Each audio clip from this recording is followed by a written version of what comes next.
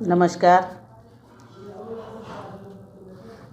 માન્ય દેશના યશસ્વી વડાપ્રધાન નરેન્દ્રભાઈ મોદીની નેતૃત્વવાળી સરકારમાં તારીખ 1 ફેબ્રુઆરીના રોજ નાણામંત્રી માન્ય નિર્મલા સીતારમણજીએ સંસદમાં વચગાળાનું બજેટ રજૂ કર્યું. આ બજેટમાં વિવિધ પ્રકારની યોજનાઓનું પ્રાધાન્ય આપવામાં આવ્યું છે. પ્રેસ કોન્ફરન્સ કરવાનો મતલબ એક જ કે તમામ જનતા સુધી આ બજેટના મુદ્દાઓ પહોંચે, એના માટે આજે પ્રેસ કોન્ફરન્સ કરવામાં આવી છે. આ વચગાળાના બજેટમાં મોદીજીનું એક વિઝન છે કે ભારત વિકસિત દેશ બને 2047માં ના વિઝનને આગળ ધપાવે એવું આ બજેટમાં પ્રાધાન્ય છે.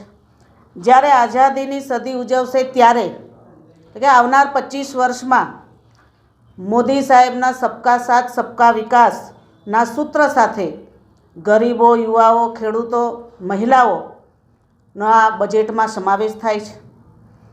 આ બજેટ વિકસિત ભારતના 4 સ્તંભ એવા યુવા, મહિલા, ગરીબ અને ખેડૂતોના ફાયદા માટે છે. આ બજેટ 2047ના વિકસિત ભારતના પાયાને મજબૂત કરવાની ગેરંટી છે. ગ્રામ્ય વિસ્તાર અને શહેરી વિસ્તારોમાં જે પ્રધાનમંત્રી આવાસની યોજના અત્યાર સુધીમાં 4 કરોડથી વધારે લોકોને મળી છે, હવે આવનાર વર્ષમાં 2 કરોડ પ્રધાનમંત્રી આવાસની યોજનાનો ગ્રામ્યજનોને, શહેરીજનોને લાભ મળવાનો છે.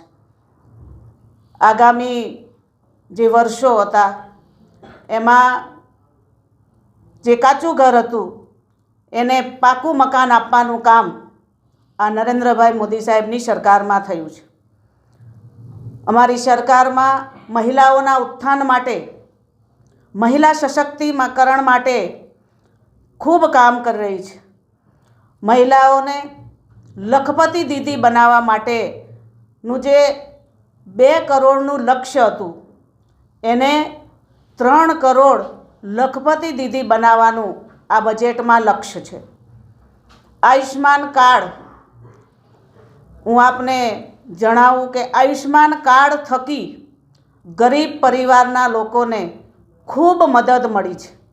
આ આયુષ્માન કાર્ડ થકી હવેના બજેટમાં આંગણવાડી વર્કરો, આશા વર્કરોને આ આયુષ્માન કાર્ડનો લાભ મળવાનો છે.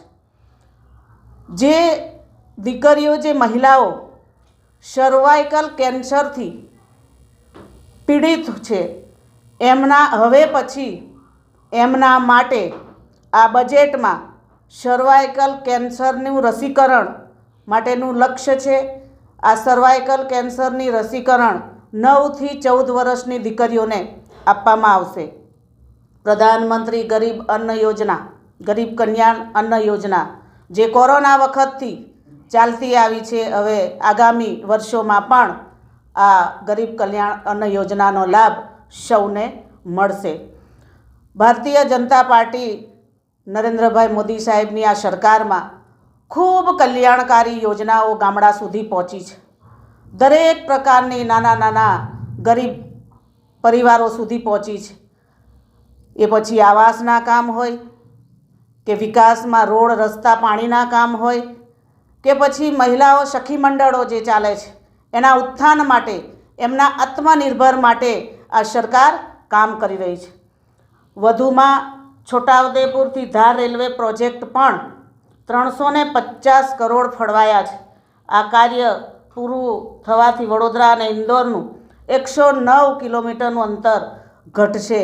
આ રેલવે પણ પૂરા દેશમાં, શહેરોમાં, એ પછી વંદે ભારત ટ્રેન હોય કે આવી ઘણી બધી ટ્રેનો આપણે અમારી ભારતીય જનતા પાર્ટીની સરકારમાં શરૂ થઈ છે. આનો લાભ ઘણા બધા પરિવારોને, લોકોને, યાત્રીઓને મળ્યો છે. આ બજેટ ખૂબ સારું બજેટ છે. આવનારા દિવસોમાં આનો લાભ બધાય પૂરા દેશના નાગરિકોને મળશે. આ બજેટને હું આવકારું છું. ધન્યવાદ. જો તમે જાણશે ગુજરાત યુટ્યુબ ચેનલને સબસ્ક્રાઇબ ન કરી હોય તો અત્યારે જ સબસ્ક્રાઇબ કરો અને બેલ આઇકોન જરૂરથી દબાવો, જેથી દરેક મહત્વના વિડીયોની નોટિફિકેશન તમને મળતી રહેશે. આ સાથે જ લેટેસ્ટ સમાચારથી અપડેટ રહેવા માટે સોશિયલ મીડિયામાં અમારા Facebook page, threads, Instagram, daily hunt પેજને ફોલો કરો અને અમારી સાથે જોડાઓ.